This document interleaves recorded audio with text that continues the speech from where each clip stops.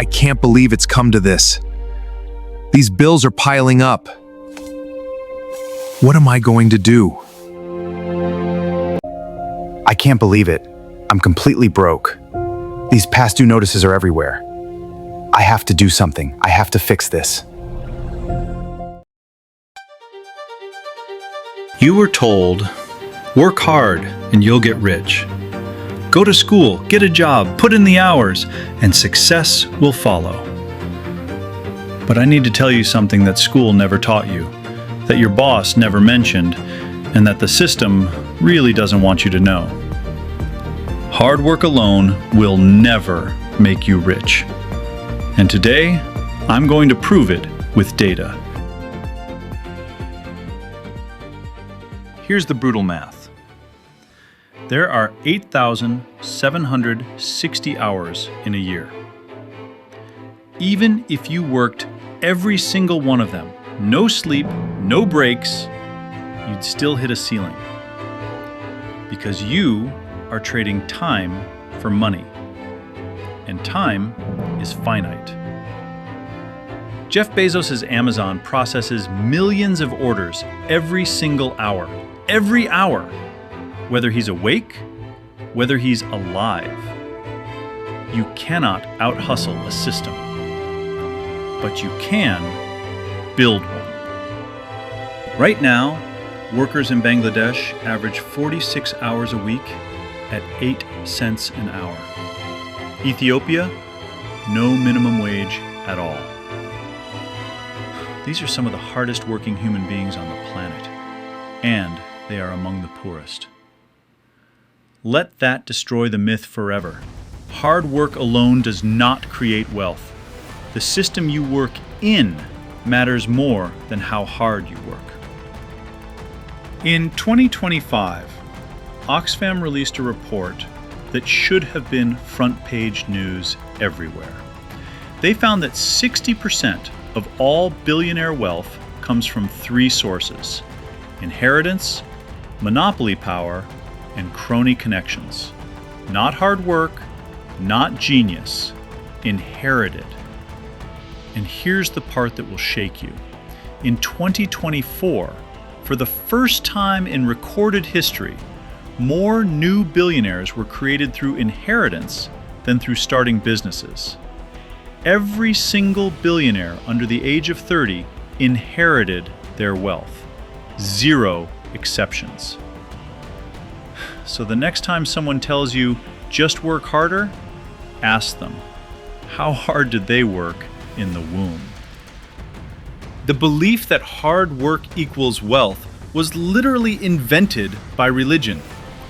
In the 1500s, Calvinist Puritans believed that getting rich was a sign God approved of you, and being idle was a sin.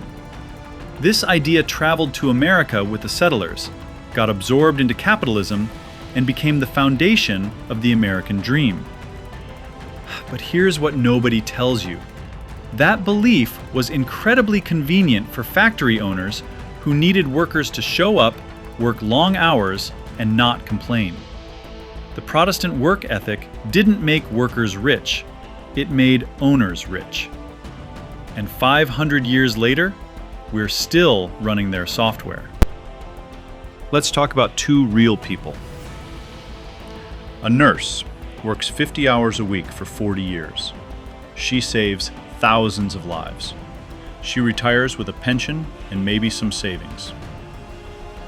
On the other side, a hospital CEO spends his career managing assets, firing nurses to cut costs, and acquiring hospitals. He retires worth $20 million. Who worked harder? The nurse, without question. Who got richer? The owner of the system. This isn't a moral judgment, it's a lesson. The game rewards ownership, not effort.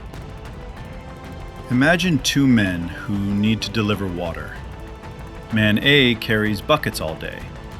He gets paid per bucket. Man B takes 6 months to build a pipeline. For 6 months, Man A earns more. But then, Man B's pipeline runs forever without him. This is the exact difference between a salary and passive income, between a job and an asset. Warren Buffett's portfolio generates millions in dividends every single day, whether he reads the paper or not. The rich don't work harder. They build pipelines. In Japan, working yourself to death is so common, they gave it a legal name, karoshi. The World Health Organization found that in 2016 alone, over 745,000 people died from heart disease and stroke linked directly to overwork. These weren't lazy people.